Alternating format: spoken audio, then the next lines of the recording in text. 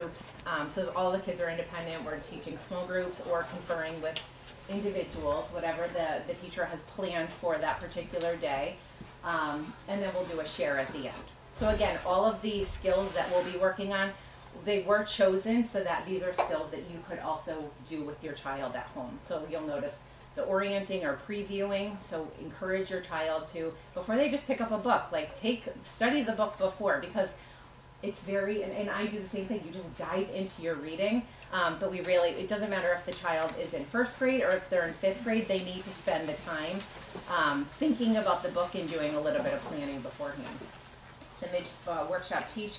We're going to do a retelling strategy, which is helpful. Again, just to make sure that kids are checking in on their own comprehension.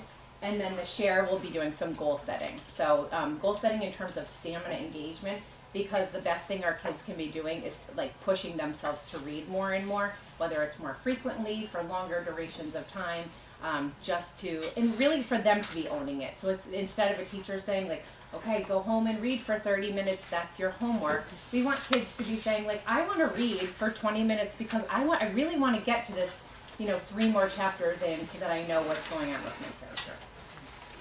All right, so now it's your turn to participate in a mini lesson. So here we go. All right, so you are my student. All right, so typically too in a classroom, you would be at the rug. The thinking behind that too is that the students are close to you so that you can constantly be assessing like what they're doing, what their conversations are with a partner, and just making it like an intimate feel with your students. So students, today we're going to be, sorry, I'm getting ahead of myself. So boys and girls, I was thinking a lot about recess, and I was thinking about what an exciting time of day that is for us. So we run outside, but a lot of the things that one of the first things that we do when we get out to recess is we look at who's out there.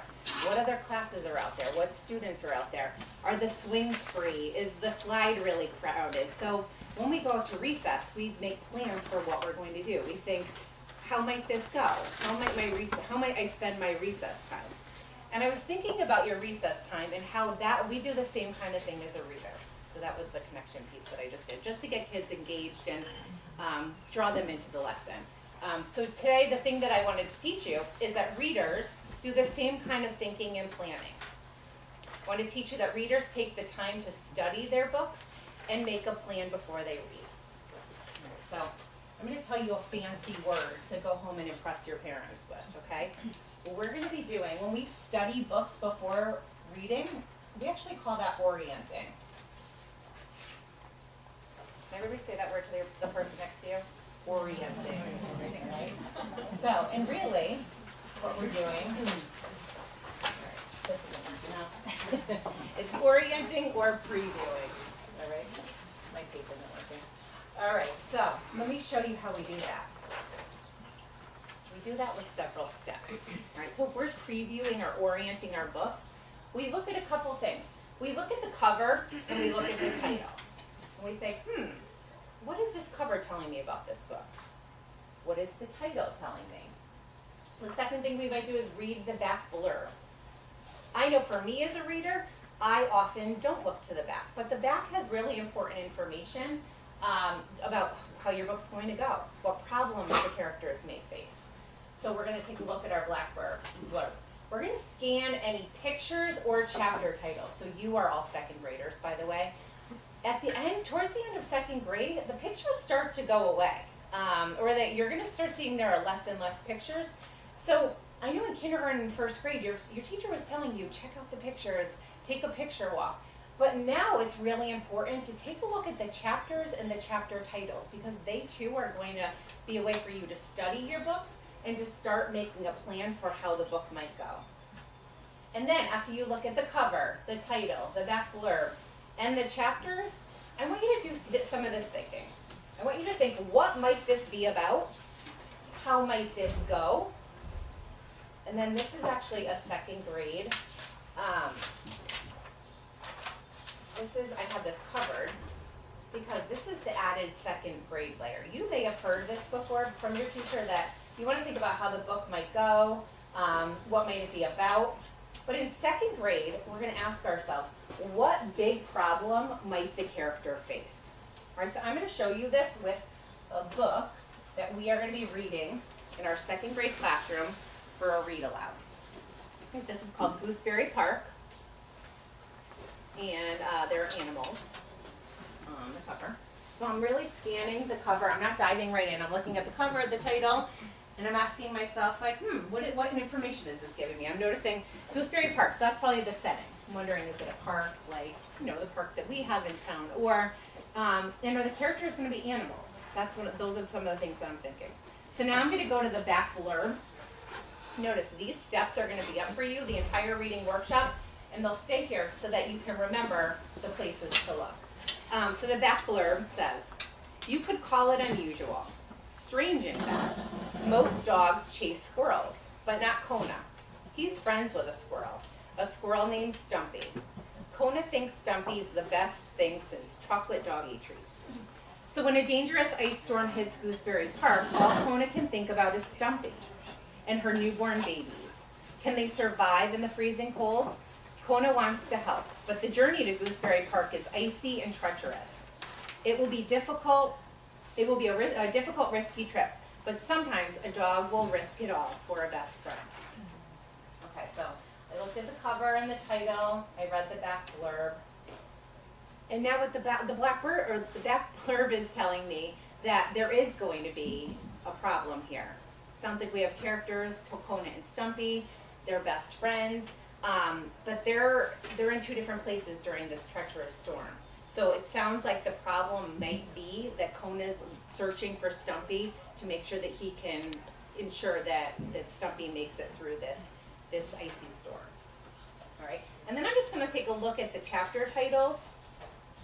So I'm noticing A New Nest, Night Talk, Friends, Murray. So it sounds like that's like where they're building their relationship. So I think this book is going to go in a way that we're finding out about the characters.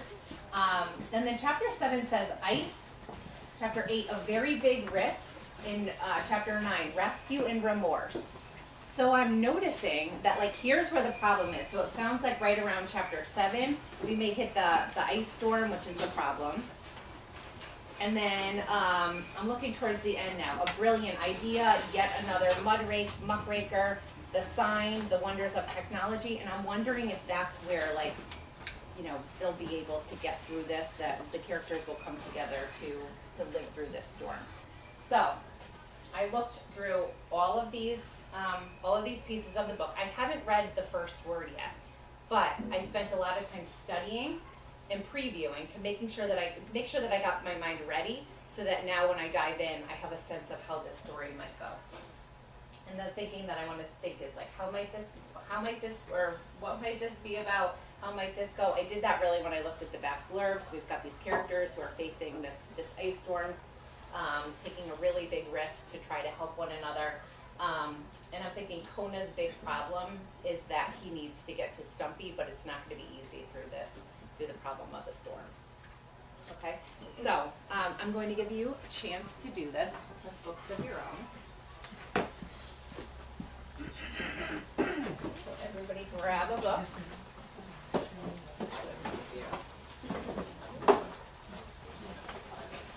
All right, so readers, what I'd like you to do with the person sitting next to you is let's study our books. Okay. Are they all different? They're in this video. This is assuming that the kids are, this is the book and they're looking at right now. So take any one book. And readers, I want you to study your books. I want you to look at the cover, the title, the back blurb, and the chapters, and ask yourself these questions.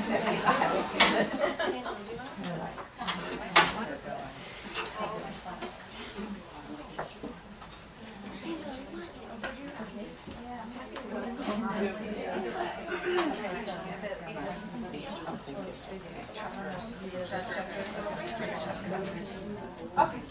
And readers, please do this with a partner because we will, when you go off to your seats, you'll be doing this independently. So let's work with a partner next to you to talk about one of the books that I chose.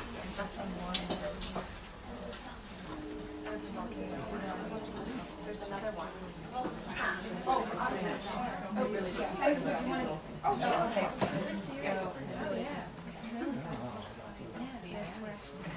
Okay, so. Oh, I'm here. So it sounds like. Sure. There are now girls about and so that's a big problem.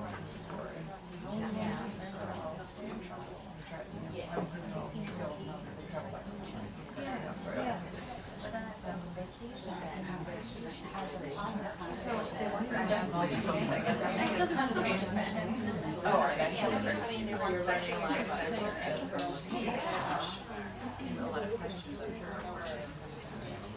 I want to read too because this looks interesting. Yes, it might be helpful to do readers right first.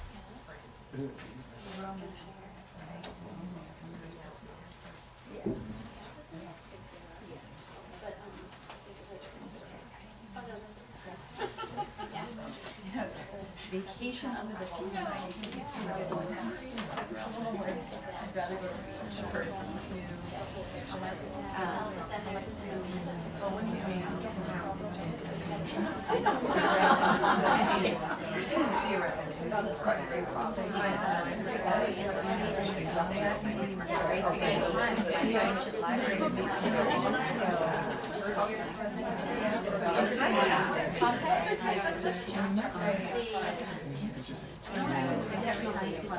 just don't get in that treehouse. Just go back inside. That place is locked. That might be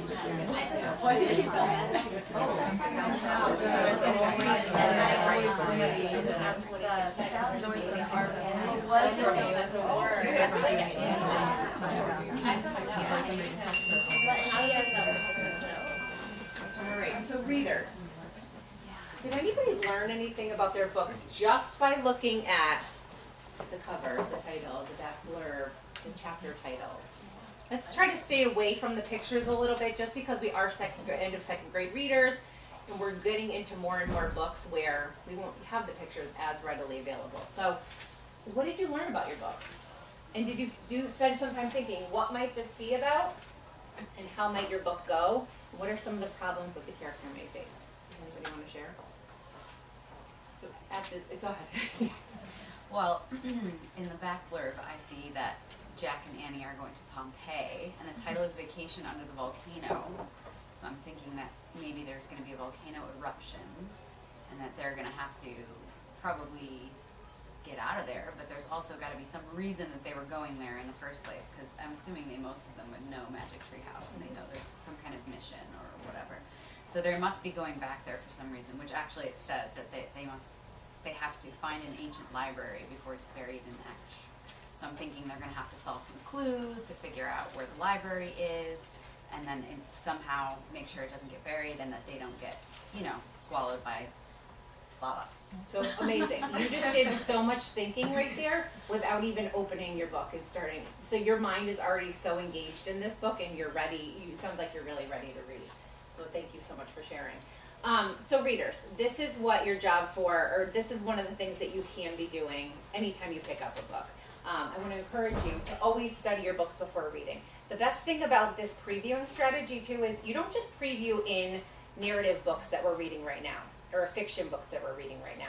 You can do this with information text. Actually, information and nonfiction, that's the best kind of book, I think, to do this studying before. But you can do studying before books with any book you pick up. And it doesn't matter what reading level you're at. You can also you're going to notice that you're going to be doing this still in 5th grade because that's what really strong readers do. So before I send you off to do this work in your own books and to start reading, I'd love for you to tell the person next to you, what are some of the parts of the book that you can look at in order to study your books before?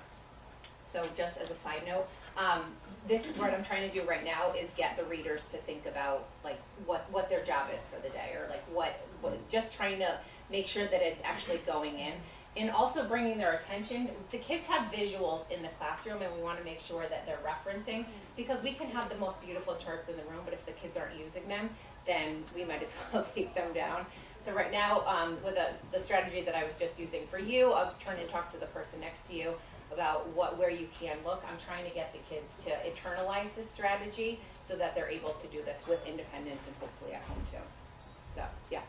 So it's funny because this goes right against something that I keep telling my children, and that is that don't judge the book by its cover. And in second grade, yes, there's these, you know, animated covers, but then, you know, by the time they get to 5th grade, so we just read a book with my 13-year-old and my 5th grader on tape, and then I got the book and I showed them and I said, look, this book looks so masculine, it looks so business. None of us would have picked this book up, but we loved it. We listened to it for 7 hours on CD. And so I was trying to tell them not to judge by the cover. So how is that? Particularly for second grade. So second grade, the MO of second graders is they get really excited because now they can read words.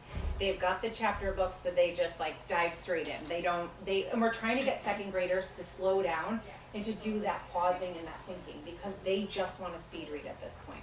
In kindergarten and first grade, their reading was a little choppy. They're really trying to take in like just how to decode words, how to use all those strategies. But now is the time to start, like, you know, we're reading books that have a lot more content. So this is one strategy to do that. Like, do some thinking before you even start.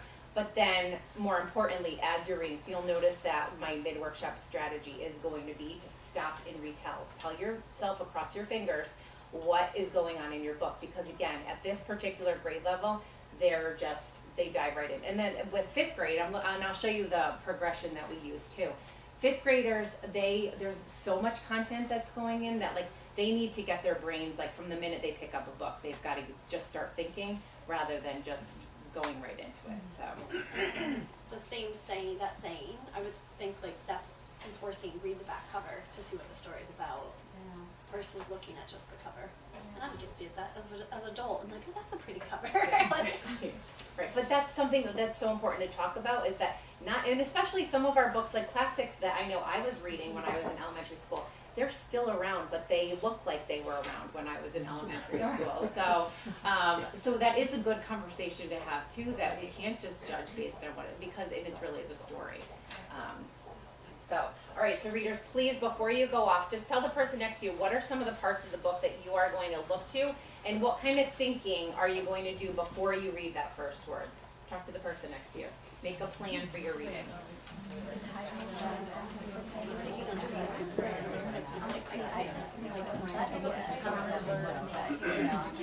I'm curious to know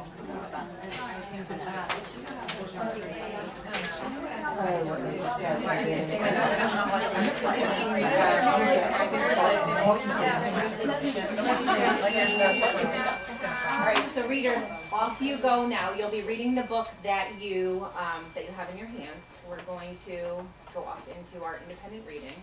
Not to make you read for half an hour, I promise. But just let's start as the way in which the kids would. So you're going off, you're reading, start from the first page, which again, all of our kids won't be at the very first page. So actually, that's something I should address. So not every kid is going to be on page 1. Actually, most of the kids will not be on page 1. So we're teaching strategies that we expect them to be using, but it's a one strategy that they may use today. They may be using other strategies that have been taught beforehand. But the important thing, which is why we've got to get the kids to become independent and to have these internalized, and we've got to have these visuals too, so that they know once they pick up a book. Also, now would be the time for the teacher to look like who is starting on page 1 right now. Which a lot of second graders may be because they go through the books pretty quickly, and the books aren't too long. The teacher would be looking for like who has an opportunity to use this strategy, and then we'll maybe pull those kids over in a small group too, just to make sure that they're actually using it. So go ahead and read independently for just a few minutes.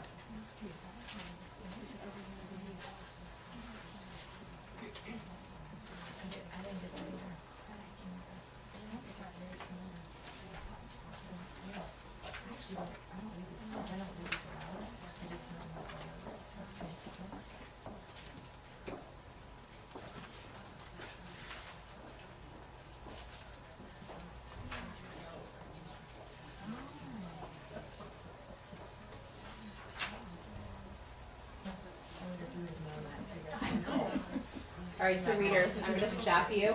We're going to pretend as though it's been 15 minutes. So readers, I want to pause you just for a minute. I'm so sorry to take you out of your books and to make you stop, but I wanted to point out one other strategy that I think might be helpful. So readers can recognize that when their brain is getting full. You've all been reading for about 15, 20 minutes, or I'd say exactly the time. You've been reading for 17 minutes. You all are probably like 20 pages further than you were before. Let's read, so readers know to stop when their mind is full, and they stop and they think about what's happened so far. So let's stop and retell across our fingers. What are the big things that have happened?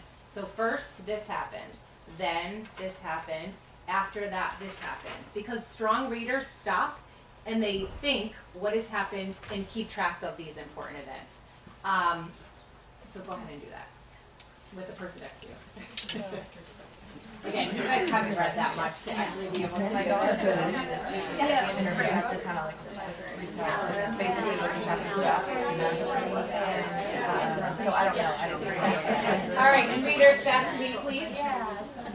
One more thing I want you to think about. So you just retold across your fingers what's happened so far. How was this the same, or was this different from what you were thinking before you even dove in? So you did a lot of thinking before. Is it going the way you thought it would go? And if it didn't, that's good information too. Okay, so what did you learn? So again, tying it back to this lesson, but like throwing another strategy that would be helpful for them as well, because all readers can do this at this point. So then I will have you go off and read for another 15, 20 minutes, whatever is left in our reading block.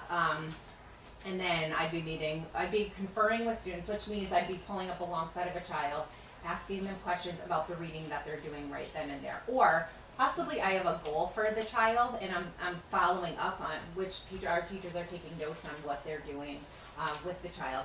They may be looking back and seeing, we talked about this last week, let me follow up on this to make sure that the child is still doing this. So they'd either be conferring or pulling a small group based on the reading level. They may be doing guided reading, they may be doing a strategy lesson. And then I would pull you all together to do one more thing. We're really trying to get kids to do a lot more goal setting. So it would sound something like this. So readers, one more thing I want to share with you. We've been working a lot on goal setting. And when we set goals, we want to think about, we want to reflect on the reading that we've done. So think about the reading that you've done today. We've just read for 30 minutes, which is amazing. How many pages did you read in 30 minutes? And how much reading do you want to do at home tonight? So why don't you make a plan for yourself for how long you want to read and how many pages you want to read when you're at home. Yes. So are all the kids reading the same book in the class, or they all have different books? They all have different books, yes. So there's no competition situation where I just read too fast? Yeah, so you have the same books. That's a great question. You have the same books. Just for my sanity, I just grabbed books out of the book room. You would have all different books. So, and this is why kids need to be independent with this work. When it comes to the goal setting, we need the buy-in from them, because we don't want them to go home thinking oh, I have to do this reading for homework. So as parents, you have a hard job in keeping up that enthusiasm. And we don't want to send them off thinking all right, you go do this because you have to do this. We want them to get excited, oh, I read this much in reading workshop. I'm going to try to, read that many more pages, just to keep them, moving through books and excited about them. So when you make that goal, though, when you, say increasing your number of pages or those kinds of things, I mean, my concern would be that their goal becomes number of pages instead of really absorbing, and sometimes we just have to go slow. Some days I can't focus that well, so I need to read slowly. Yeah, absolutely. And so that's something too that especially for second grade, that's a great point. We're working on stamina and engagement and keeping kids moving through books, because that's where they're able to keep moving through the reading levels and to be able to read, so when they do take tests at 3rd, 4th, and 5th grade, they're capable of reading. And the more books kids, the research shows that the more books kids are reading, the higher the better they're doing on standardized tests and whatnot. But we also, again, at second grade, that's a great point that they do need to be stopping. So that's where the kids who I notice are speed reading, I would pull them aside into a small group and say, listen, even though we're really working on increasing our stamina, and increasing the amount that we're reading, the volume that we're reading, you're the kind of readers that I want to actually slow down. So, and that's, I mean, teachers, especially at this point in the year, they have a very clear picture of all of your children. They know what kind of reader and who needs to pick up the pace because maybe they're doing too much thinking, too much wandering. You know, and then we do have the kids. Most of the kids in second grade do just love to, plow on through. So I would have the kids set a goal, maybe write it down on a Post-it that then they can take home too, or just, you know, make a mental note of it. And you'll notice I did a lot of like turning and talking. We want the kids to be talking about their books, and because that's going to build, you know, a lot of engagement too. So, and we're really trying to create a community of readers who it's not strange to hear kids talking at the book or at their cubbies like about the book they're reading. So that's why we try to get them to do a lot of talking. So even though there's a lot of independent reading going on, that it's a community where they are talking about books. So, you just survived a reading workshop. I just want to point out too, I talked a little bit about the differences of orienting is a skill that we work on in all the grade levels. It's not as emphasized at the higher grade levels, but you'll notice through these progressions, and these are worked off of the Common Core, just the expectations and how this is, we were working on the second grade expectations, but if a child were in 5th grade, we would be doing, the expectations are definitely increased. I also have this handout. This may be helpful for you at home. These are just a visual of the strategies that we did today, and again, things that you can work on with your children at home. And then some of you have gotten this in the past. It's just very open-ended questions of just how to engage in a conversation about any book that your child is reading. So I'll pass these up as well. And then I'm going to turn it over to my math colleague. Before we do so, thank you, Alison, for coming to your third school now, right? Yeah. If you missed at the beginning, Alison currently is serving as the elementary supervisor at Ridgeberry and Farmingdale, so she ran down here today to do this with us. So thank you very much. But this is the Alison. work I love, and thank you all for being here because it really does make such a difference when we have parents involved, and just know, because again, teaching is so different now, and what we let your kids experience on a daily basis, it is different. So I think it's really amazing that you're taking the time to come and live through what they do on a daily basis. So thank you. Thank you.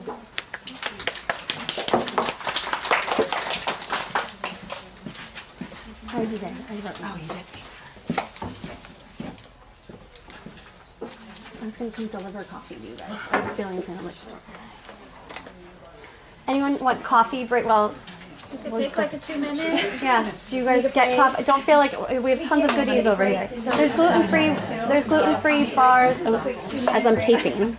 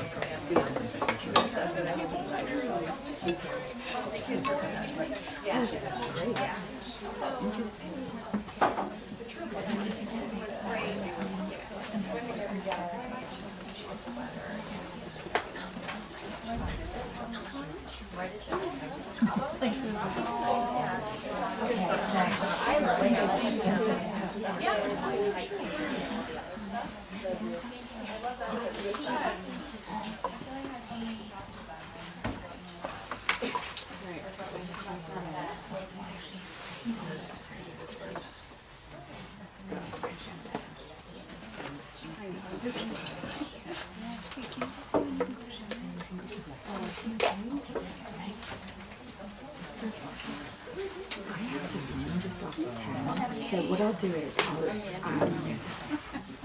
I'll Okay, bye.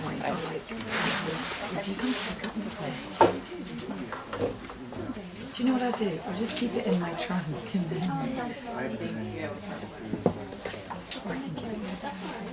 it's just messy. Are you? Okay. I'll keep it in my trunk. Okay. No, I just pick up my stickers. It's not money. It's like 6 breaks. Prajakta. Don't worry. Alright, I'm gonna start in a minute or so. Okay, I put sure, things on the okay. table. I put a math form Would you want me to bring it in? try it, no pressure. It's a triangle problem. Says I can arrange digits 1 to 6 to create sum. I'll put some more out, but I don't think we're gonna have time for it because I wanna make sure we end on time. So if you wanna take that, I can get some more copies for you. I also put the green box letter that we sent home, and the directions are on there, and some green box information on the back in case you haven't seen that at home yet. This is awful. Can I say something about that just real quick? If anybody has not tried to log into that, do you know what I'm talking about? Yes. You have to put, the kid has to put the entire email. Yeah, you'll see. Oh my I put God. some notes. You did? Okay. Yes, Okay. that I don't looked like have a letter in front of me, Angela. Thank you sorry. for Angela. Thank you for saying that because I don't know how many times I wrote the teacher going, "This is not working. What am I doing wrong?" Yeah, I did the same thing. And So you're, oh, thank you. This letter I wrote because you that- have to put their whole. Right. because sorry to interrupt. I didn't realize you were putting it. Well, we didn't. Oh, but that's for kindergarten. It's easy. So for when the older grades have an email address, and it's like I'm like I was putting like Gmail because it's going. I'm like I don't know what their email address would be. So if you see the letter that I put on the table today, you'll see some notes about K1 logins and 2 5 logins. Okay, so if you have any specific questions, you can email me, I can help you. But those little tips should clear up any confusion. A couple of the slides I have are the same as last time. I have 2 activities. One's a 2nd grade activity and one's a 5th grade activity, so you can kind of see the difference. Both of the problems that I've selected today have a focus on thinking and process and not answer getting. Okay? So hopefully you can see that in both of the ones that I selected. Okay? These 2 slides were familiar from last time, but we have some new faces today. So if you can just think about your own experience, again, as a child in math, I put some of the things about how it looked for me and how kind of math is today and how, research is showing us the best approach to teaching math. So if you want to take a minute to share with a partner at your table about your experience as a child.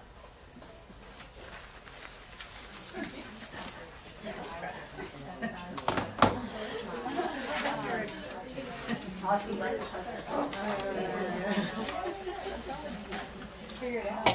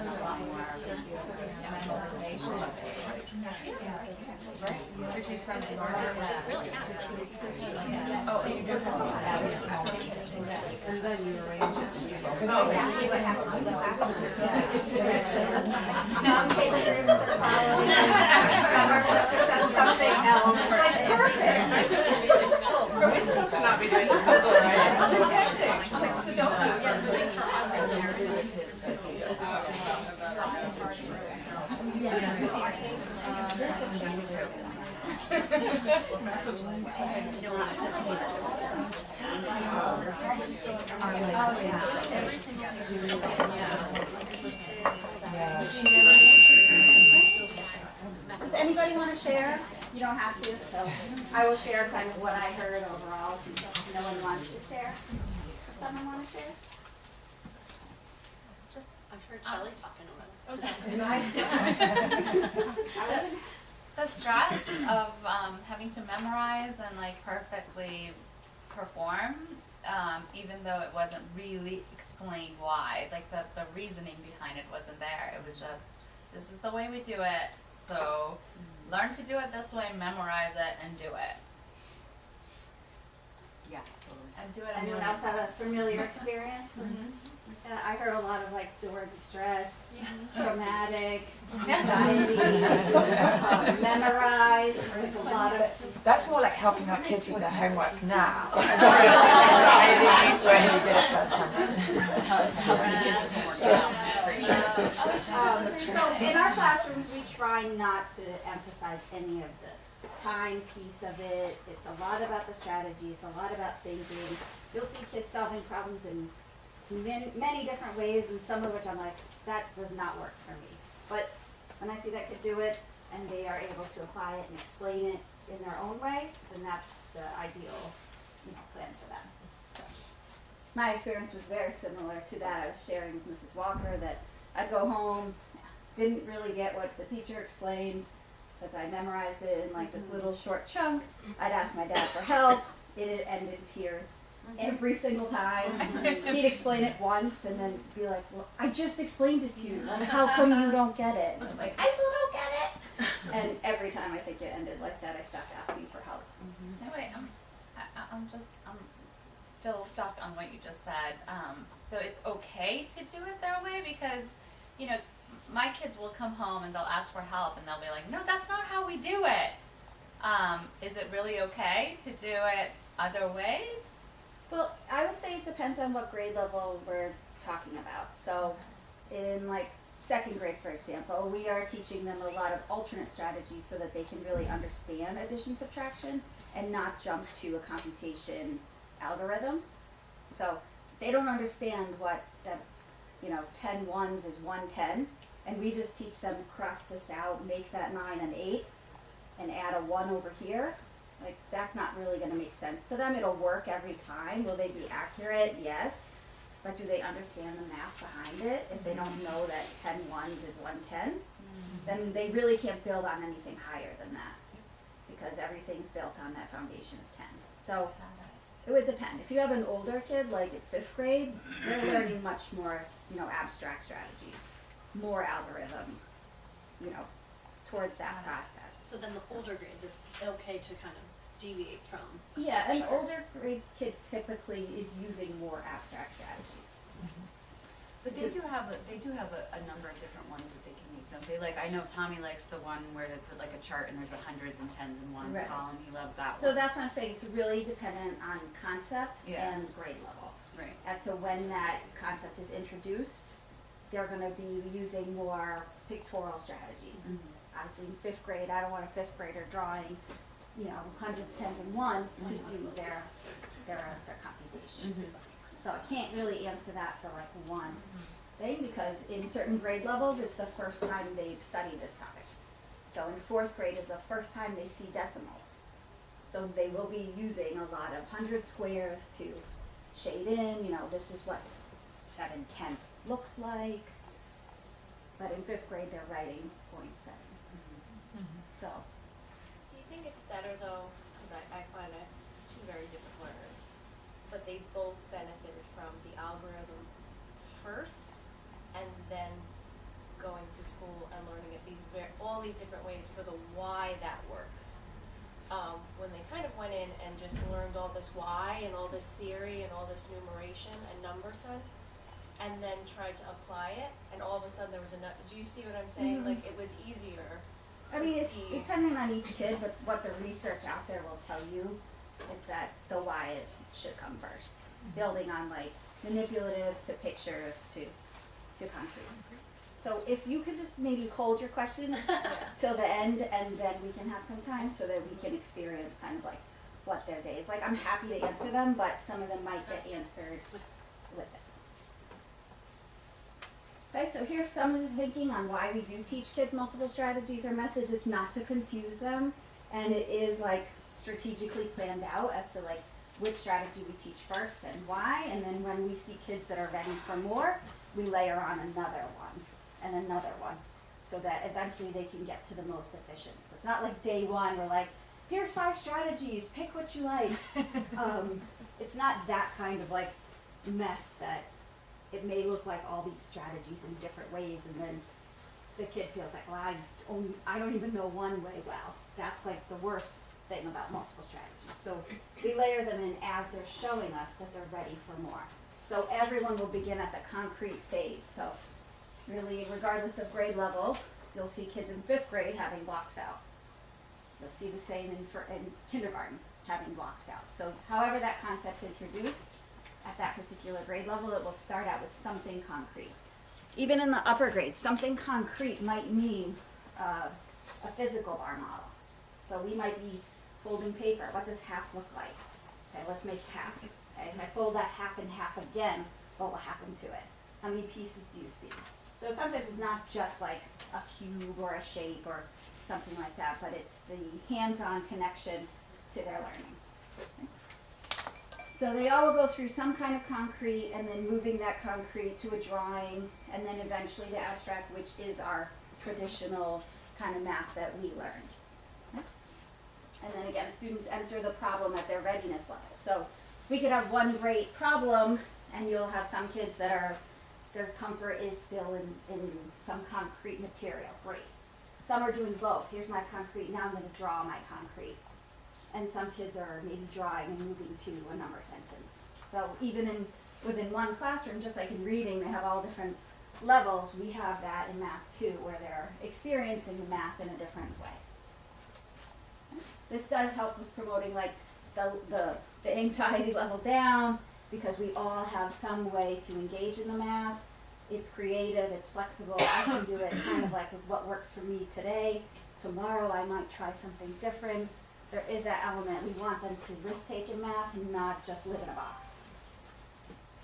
I'm going to show you a segment of a video, a really great video. So if we share the whole presentation, if you get a chance to watch the whole thing, it's about 7 minutes. It's a gentleman named Graham Fletcher. He's got great videos that show you kind of, if you're really super interested in math, the progression of math from like K, it'll go to 5, sometimes even beyond. But if he has them on addition, subtraction, multiplication, division, and fractions. So I fast forwarded a little bit just to show you kind of like in kindergarten, this is kind of how life starts. They're counting, they might be using cubes or their fingers and their joining sets. So, you know, you have 4, I have 3, we're combining things. They start moving to a 10 frame, so again, providing some more structure to that model so kids can start seeing when we fill up a 5 frame, you know, how many are there. The whole goal there is for them to try to not have to count one by one so that they can start seeing, oh, if this whole thing is filled, I know there are 5, and when there's 2 more, I know 5 and 2 is 7. And Dreambox is so good for that. Yes, and so Dreambox is great because it does align with like this approach of seeing the visual and then making sense of the math. So it does mix in very nicely with what we're already trying to do. From there, they might move to Unifix cubes. So now they're starting to see it as connected sets.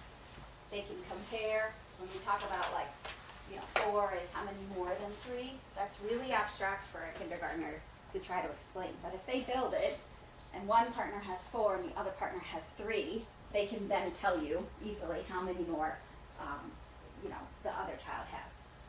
Then the goal is like moving towards unitizing. Again, the idea of that 110 is 10 ones, and that they can see that 10 frame fill, they know it's 10. So everything kind of gets built on that system of 10 from the younger grade. So I'm just going to play like a minute of it. That's the kindergarten progression, and what I want you to see is like the first and second grade. And we need to make sure that students don't leave kindergarten and first grade without this understanding conceptually. So as students dive into first grade, they begin to explore sums greater than 10. So what might that look like? Well, here, a student can take 9 plus 7, model it with a 10 frame.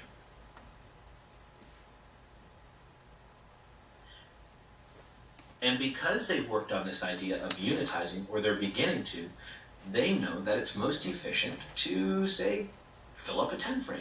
So they take 1 from the 7, give it to the 9 to make a 10, and they're left with 6. Here, students are beginning to think flexibly about numbers, and the same understanding applies to double-digit numbers. The big piece here is that students, as long as they're using concrete models, they're also drawing representations. So, what did we do? We want to make a 10. So we're going to take our 1s and bundle them up to make another 10. Decompose the 8 into a 3 and a 5, give 3 to the 37 to make 40, and have 5 more. So what does this look like with subtraction in first grade? Well, in first grade, students are only subtracting multiples of 10. And here, 37 minus 20, they can see if they remove 2 10s, they're left with 17.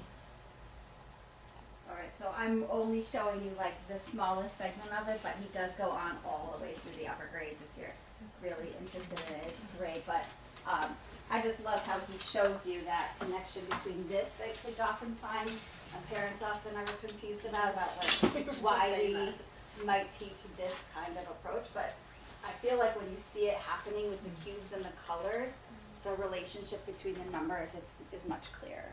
So that's like one of the bigger goals is the relationships between the numbers, and what happens on one side of the equal sign means the same as on the other. And we do start that in the primary grades. How does this relate to like, I mean, is this just learning this strategy, but then at what point does it shift? Does it ever shift to just, you know, how we would do calculate math, or at what point does that shift? It depends again on the topic. Okay. Like in this edition, you know, there are in second grade some kids that are using an algorithm, and some kids that are using maybe a more place value based strategy. Right?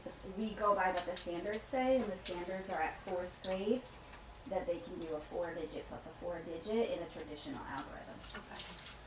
So.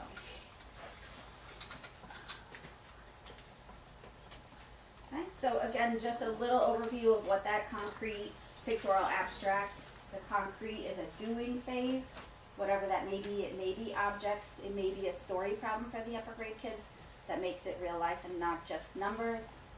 The pictorial phase is some kind of seeing stage, and then the abstract is symbolic. And you can see that progression from even the younger grades where, you know, kindergartners might be just working with cookies, then those cookies turn into cubes that are individual, then they turn into groups of, and then a bar model. Okay. So what is bar modeling? Bar modeling is a problem-solving tool that helps kids visualize. The reason we want them visualizing is because that is one of the most powerful strategies for them to be able to kind of repeat the math. So when I learned math, if the teacher showed me that problem, I could do that kind of problem. If there was another problem that sounded a little different, it wasn't happening for me. So I need something else to rely on besides my teacher didn't show me how to do this one, because that was my go-to excuse. Okay, so we want them to have other strategies to rely on. Do they have to use it every time? No. They will use it when they are in a situation, a mathematical situation, that they don't have another kind of strategy to use. So that often happens in 4th and 5th grade where the story problems are very challenging. I'm going to share one with you today.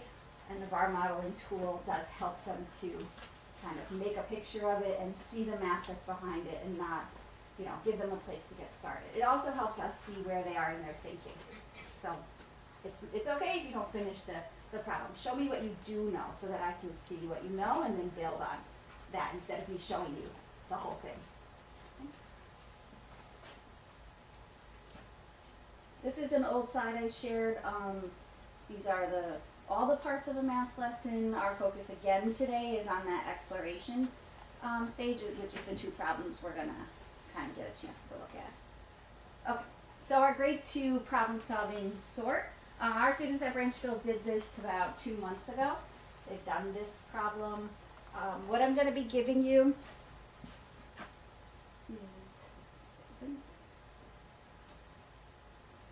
are some pages that look like this. You're going to see story problems, number sentences, bar models, number lines. All the work is already done for them. One of the reasons this is an emphasis is that all the computation is already done for them. So, like I had one table today that was like, wanted to just jump into their puzzle.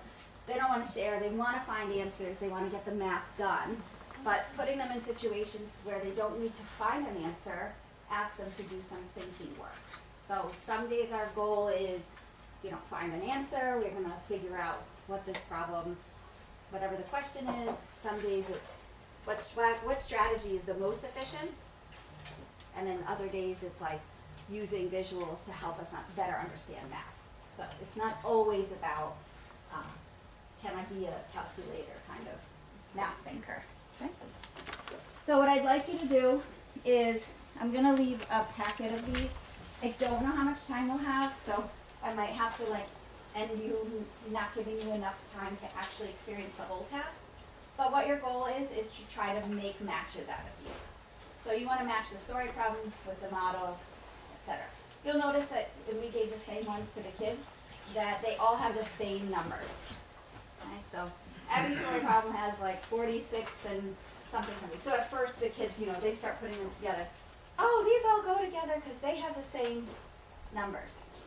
And then they're like, wait a minute, this doesn't work for this. So I'll give you a couple minutes to kind of try to sort that in your table groups.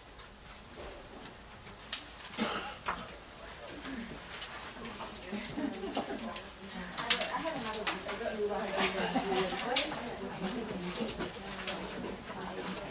I know.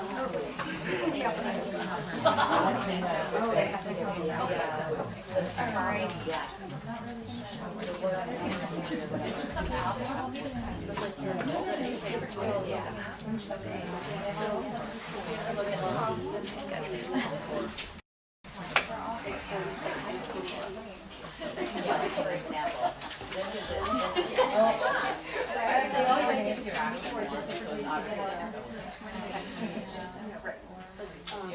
The 28 years. How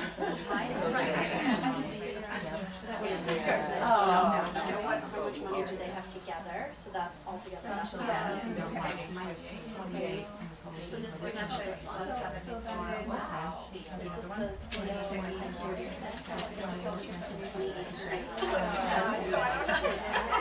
That does help, right? Can I solve this one? You have the extra. timing here.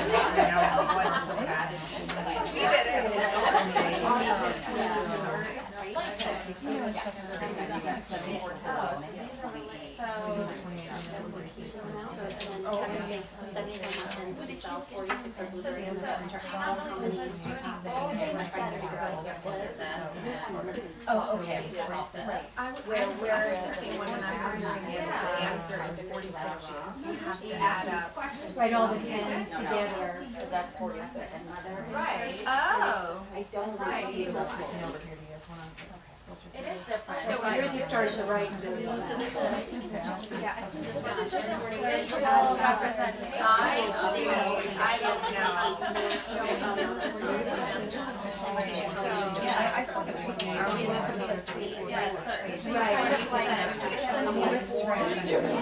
I know, that's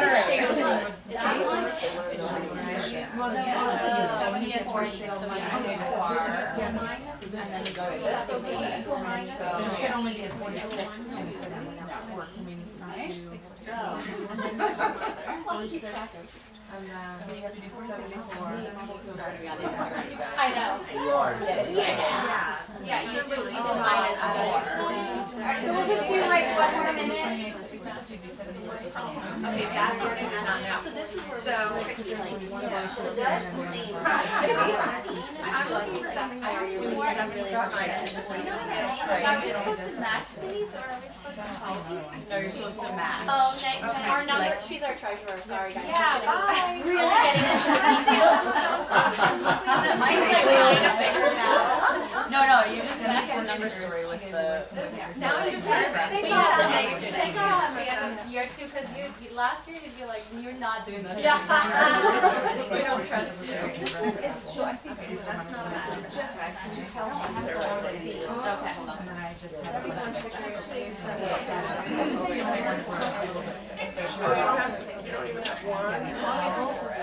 So it should be. This goes with that.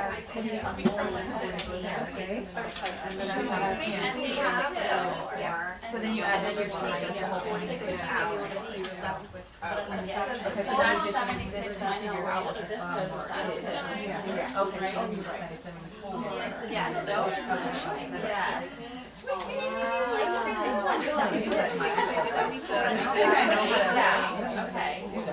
74 minus. And this was 74 minus I get minus 46, Right. or say minus blank. Oh, that's true. So this is. Oh, you're looking more? Andrea had 74. Oh, there's more this way. Yes, that's what I'm saying.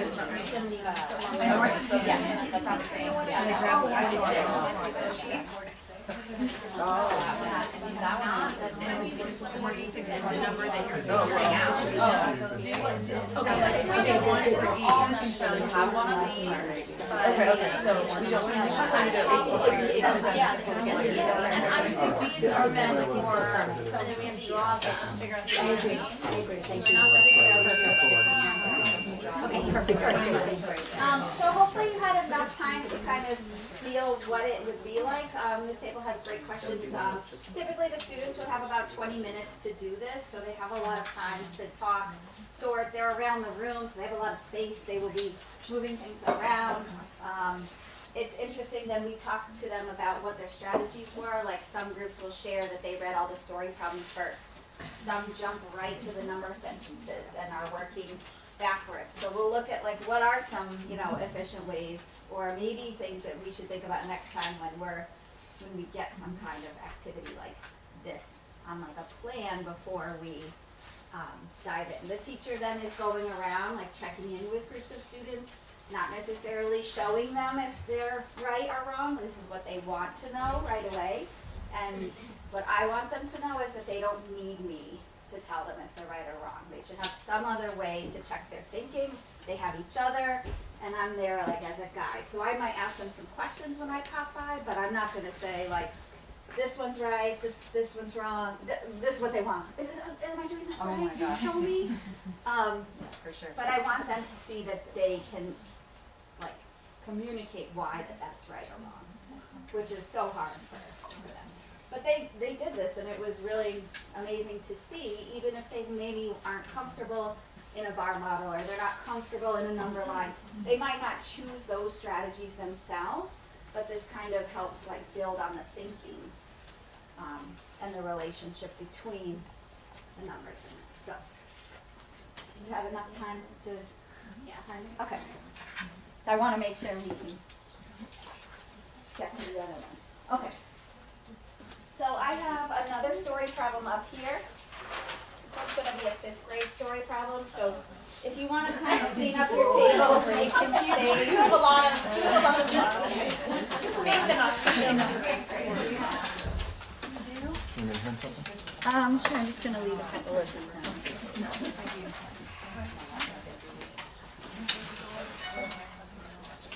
I'm going to leave some supplies on your table. You do not have to use them. You can just use scrap paper on the back of something else. I've left graph paper.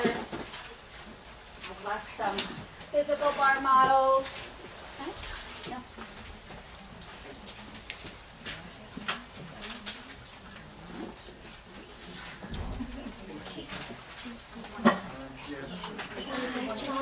I think she intentionally wants to do it. Oh, okay.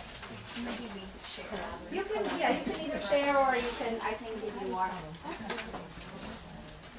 So these are the problem-solving steps that we're encouraging kids to take regardless on the grade level, so that they kind of have a common way to kind of think instead of, too many layers on there. So you're going to see that I hid the numbers on this problem so that it forces kids to think about what is happening in this story. So we're going to go through these 6 steps of problem solving with this story problem, and then I will start to remove some of the numbers. You'll see kids, the engagement with kids is so much higher when they don't have access to the numbers, because If I put the numbers up there, none of you would be listening to me either. Just trying to figure it out. Yeah, you just want to get the answer, and you want me to tell you if it's right or wrong. It's like, that's what it's just our human nature. That's what we want to do. So we just try to be creative on the smartboard and figure out ways to just slow them down, do some of the thinking. So we would encourage them to read the entire problem. So Carmela has some brothers. We ask them to picture it. Okay. Would she have 2? What's reasonable? Would she have 12? Probably not. But she probably has a couple brothers, maybe 3. She gave some of her candy sticks to one of them and the remainder to the other one. We'll talk about remainder. What does that mean? So what do we know about this story? And we'll kind of go through that so that the math is accessible to them and they're not getting lost in the details. And then she had some candy sticks left. So read the story. How many candy sticks does Carmela have at first? So when we ask them to rewrite this question as a statement, it's so that they're constantly focused on, like, what am I trying to solve today? Because oftentimes it might be 2, 3-step story problem, and they don't know if after the first step if they finished. Because they always have to say, like, well, what does this answer mean? Okay, this is, however many candy sticks that belong to brother 1. So we'll, encourage them to write labels with these numbers or a word, something, so that they can keep track of their thinking. So we'll have them write at the bottom of their paper. Carmela had blank candy sticks at first, so that they're focused in the whole time of what they're solving for, because sometimes they have really great math and they're solving for some question that's not even. I think I don't know what remainder is.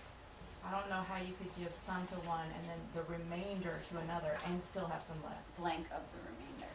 Some of the Blank of the remainder. That tripped me up at first too, Jen. I I was like, go back to school. I'm Some sorry. of the Okay, I get it now. It'll make Sorry. more sense when I show the numbers. I did the same thing. Okay, So so wait, but you just take the numbers up. They're not solving X, Y, and this. You're gonna you I'll show eventually them we numbers. do this all so that they have an idea of what Got this, it. who's the story about? It's about Carmela. She has 2 brothers. She gives some candy to one brother, she gives some candy to another brother, and then she has some left. And I'm trying to figure out how many she has at first. But I wouldn't do that talking, they would do all of that. I'd say, turn talk, tell your friend what this is about. What are we solving for today? What do you already, what information do you need to know? They'll start telling me, oh, it'd be helpful if you told me how many brothers she has. And getting them to kind of think through that before jumping to numbers. Okay. Otherwise, they just take the numbers. I'm going to add them. Yeah. I'm going to subtract them. I'm going to do some math with them. Right. But sometimes it's right. So we would draw a model. I'm going to start giving you some information, and then we get to the model solving, and then a really important way to check. So that, again, I'm not the check. So I'll start giving you some of this information. You can use the graph paper. You can try a model. Try whatever strategy you like. At the end, I will show you how we would encourage them to use a model to do it.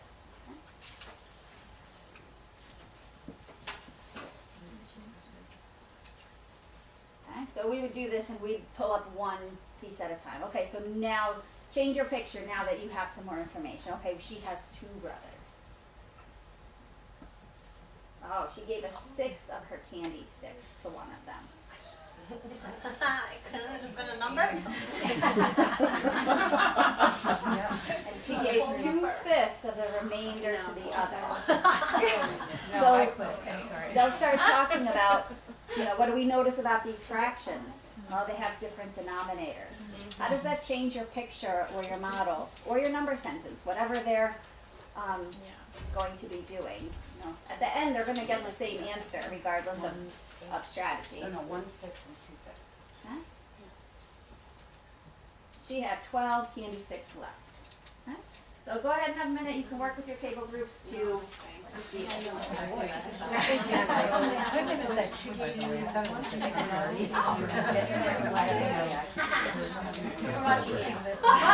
And then I have like this. I'm gonna teach you page 2. I'll do it 1/6. I'm gonna learn to keep this. Okay, she has 5 left.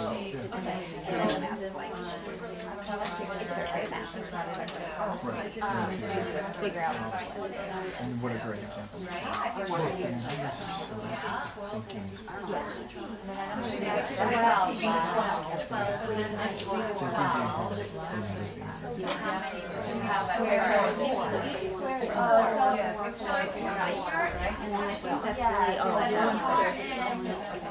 I put it inside of the tree.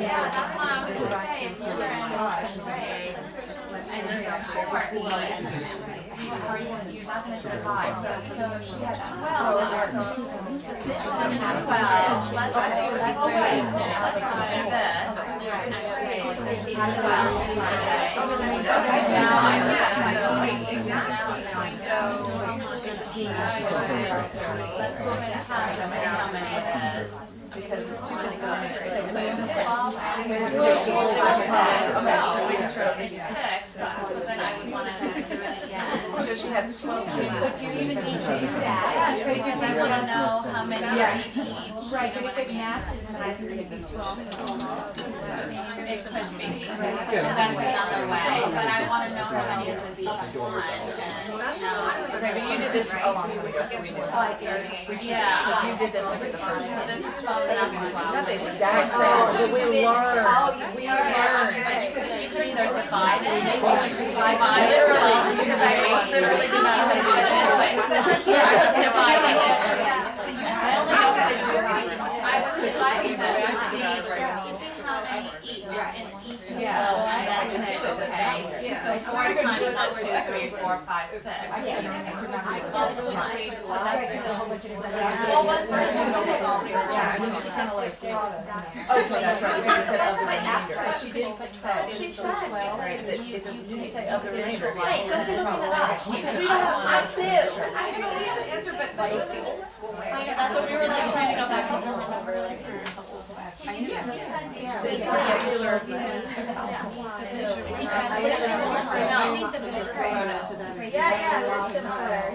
Oh, Margaret. Oh, sorry, product piece. Are we feeling okay with that? No, we have to go. Projector was probably had more minutes, so that's- We were starting to do it the old school way.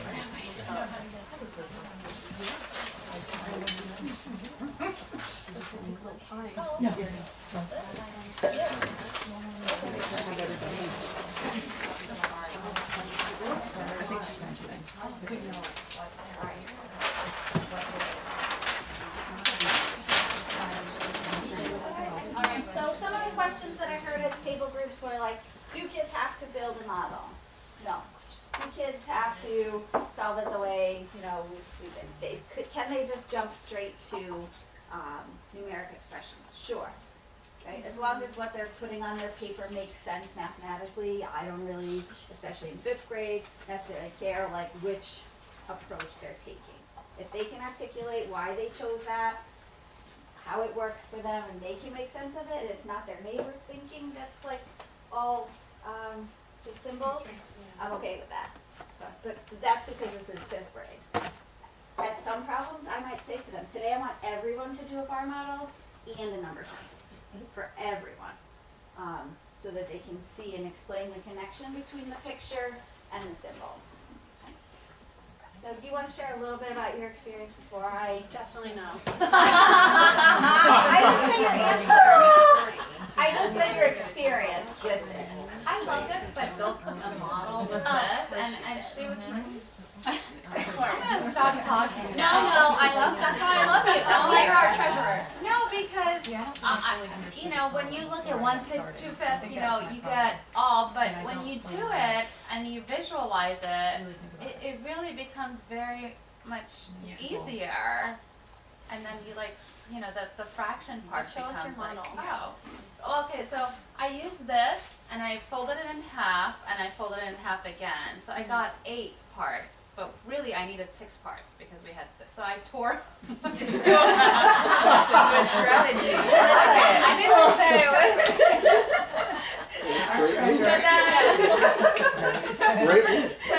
So then 1/6 of it is brother number 1, and then I had 5 pieces left. So then 2/5 of it is brother number 2. So I now, so then I want to see what remainder is. So I tore it again, and I had 3 left.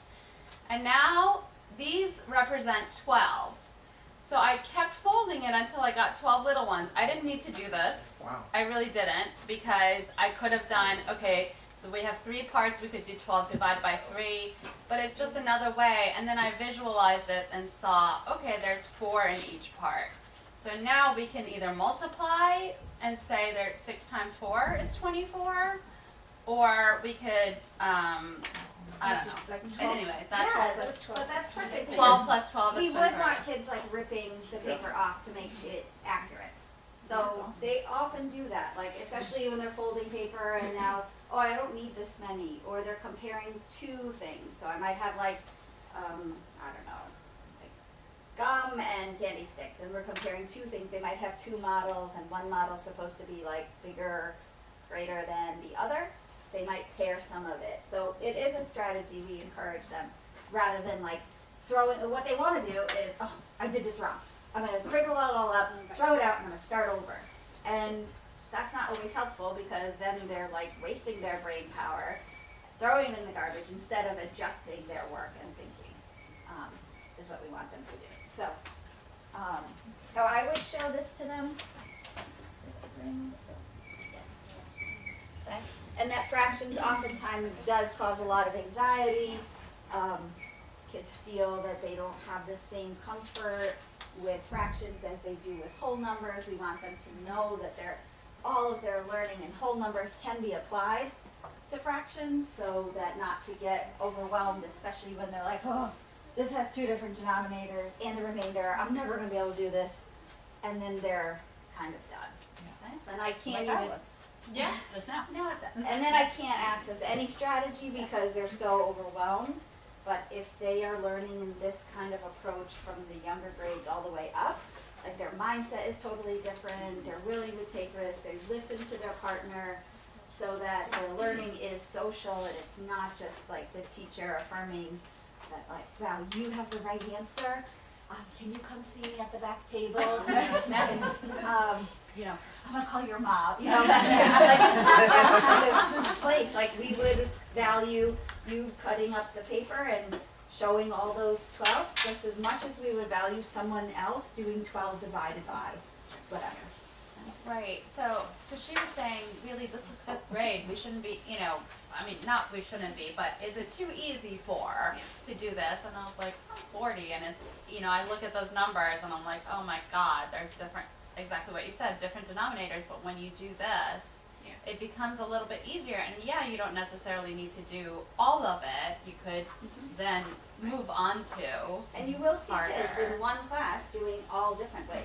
Right. So that, if we have a student that's living mathematically more in the abstract world the entire time, great.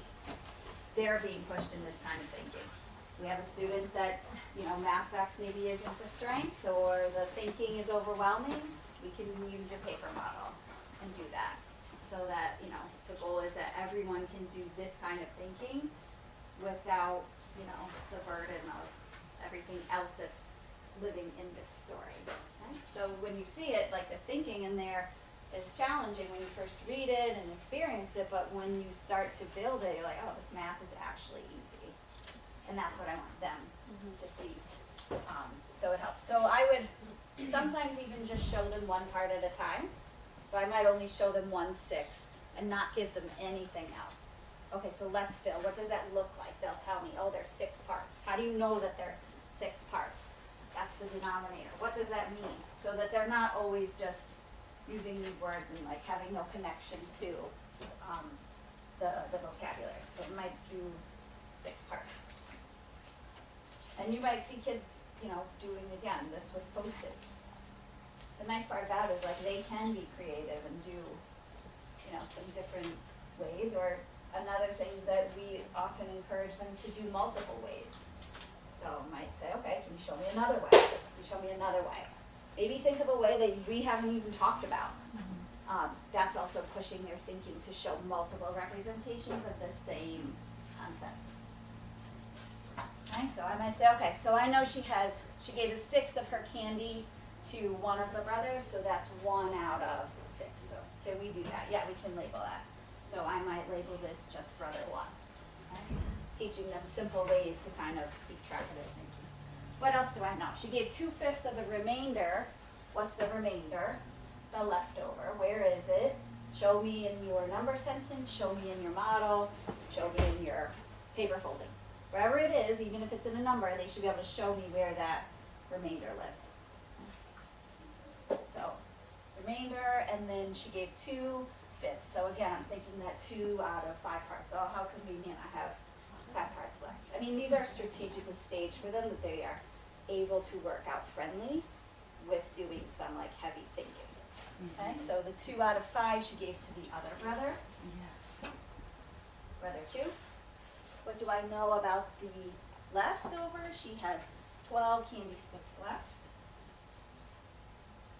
Okay, so now I can start making some sense. I have 3 parts left. So 12 divided by the 3 parts gives me 4. So I'm always thinking about what's the value of 1 unit is 4. So then I can say, how many units did I have in this model? I had 6. And then we would say Carmela had 24 candy sticks.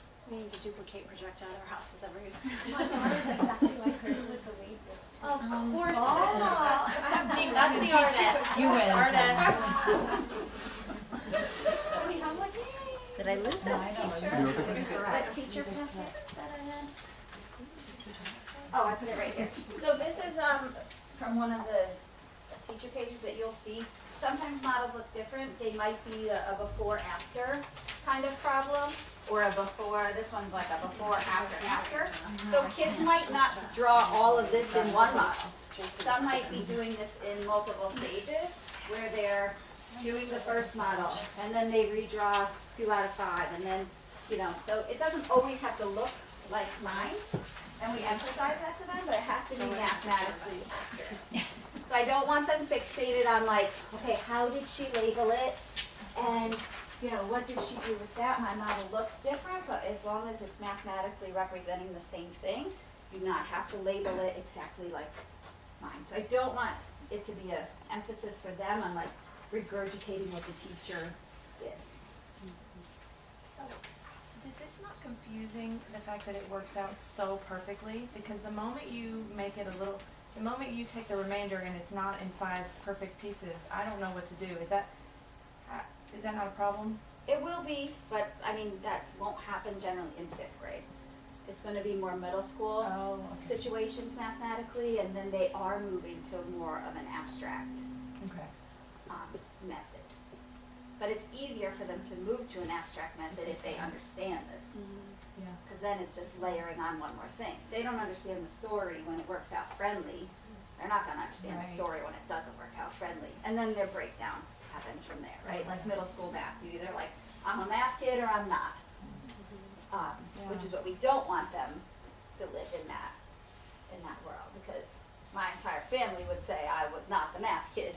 So, and I'm now like a math specialist. So, you know, but if you ask like middle school or high school, that would be different for me, because I could only keep up so far with like the memorization of what the teacher did, versus like the thinking and the visualizing and the strategies that I could then say, yeah, I'm on the right track. I couldn't tell you that. I'd be like, okay, I think so. So I'm trying to figure out for my daughter in particular, and I don't know if anybody else has asked their kids about this, like my daughter still says she's not good at math, and she consistently brings home all of her papers they're fine, they're correct, and it's maybe 1. She understands how she got it wrong. Like, I don't understand how she's getting that message. I don't know, is that just a common thing that kids do? Doesn't like it? Maybe it's just because she's saying I think she feels like because she doesn't always get it right away. Well, I think that depending on like the type of learner that they are, if they are used to getting things right away and then they're working towards something, then it feels like I'm not good at this. But that's part of the work that we do with growth mindset, is making them know like it's okay that you have to work hard for this. Like I have to work hard for this too, but I'm learning, and it's about like where I'm starting and where I'm going to go, but I do think it's just human nature that something doesn't come naturally the first time, where you see the kid next to you, oh, they just got that so fast and I'm not, then you take it, you know, I mean, we do that as adults, so it's kind of like undoing that mindset I of, feel like there's a whole thing about, because I don't think I'm good at math, and I don't remember, like I didn't remember how to do that right now, but I got A's in math because I'm not naturally mathematically inclined, so I just learned and then forgot, because you know what I mean? But I remember always thinking, oh, I'm not good at math, but I still did well, but I knew I didn't have like the natural, like it wasn't easy for me, whereas other things were, so maybe that's it. Do you guys often also make the connections? Because one of the things she says to me is, like, what's the reason? Like, I don't understand, you know, the point of, so we try to make the connections, like, oh, when I'm cooking, I really need to know, or, you know, the other day we were doing something and we need to know what a half was because of whatever, and I try to make, but do you guys do that in school too? You make a lot of the real world connections? most of their learning is happening in context with a story problem. Okay. They're very rarely involved in just a straightforward number situation. Right. Where it has no meaning to them. So, yeah. Do you have any other questions? I have just a couple more slides, but we can have some time for questions at the end. This is just some information on Dreambox. It's very similar to the blast that we sent, but what I do love about this program is that it does correlate exactly with the messaging and the research that we're trying to push. It is a lot of the minimal coaching work that I can do, and because, you know, I do the two roles, so it does support like the strategy and efficiency and accuracy approach in it. It is highly suggested that you do not help your child with the math on it, because as they are making errors, the system is analyzing and adjusting based on their strategy. So for example, if a younger grade kid is selecting beads, and they're in groups of 10, and they're selecting them one by one, it's analyzing that versus if a child can gather a group of 10. So what happens sometimes when parents are heavily helping on Dreambox, the child then comes to school and is getting frustrated because it's not at their level of independence. So that is one of the big components, is that they are doing this on their own. It does give us some input on like if a child is really struggling with something, then we will help them. So I would encourage you to not help them on that.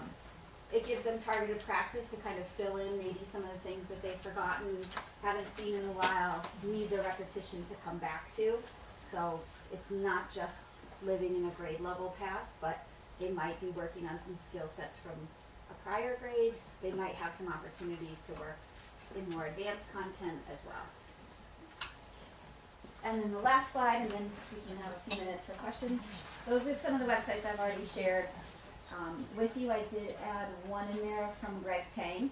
Has some amazing games, some worksheets for if your kids like paper pencil tasks. I know some kids love them and want more of a paper pencil task.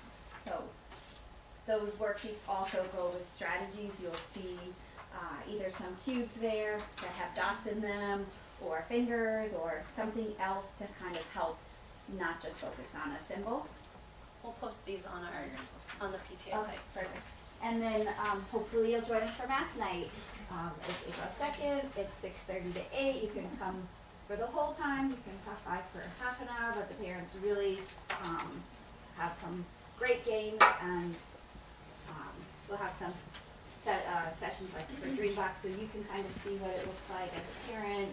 If you want to play without having your kid there on this